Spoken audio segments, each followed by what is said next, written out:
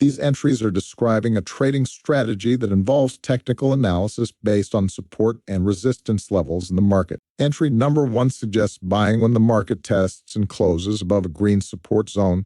The trader should risk only 1% of their equity and place a stop loss just below the previous candle. They should aim to break even if the market moves 0.3% in their favor and then use a trailing stop loss of 0.1%. The take-profit target should be at least 1-to-1 or 1-to-1.5 in terms of risk-to-reward ratio. Entry number 2 is a riskier buy strategy that involves buying when the market breaks and closes above a red resistance zone.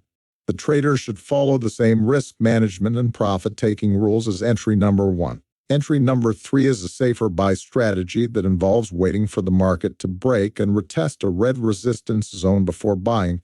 The trader should follow the same risk management and profit-taking rules as entry number 1. If you would like to know any further details, let me know in the comments section.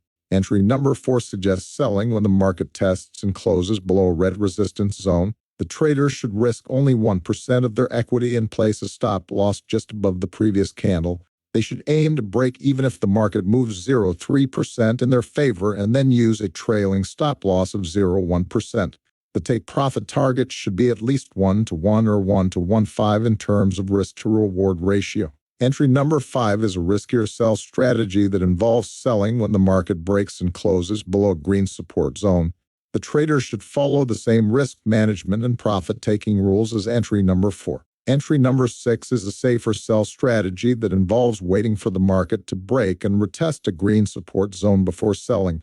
The trader should follow the same risk management and profit-taking rules as entry number 4. It's important to note that these strategies are based solely on technical analysis and not take into account fundamental analysis or other market factors.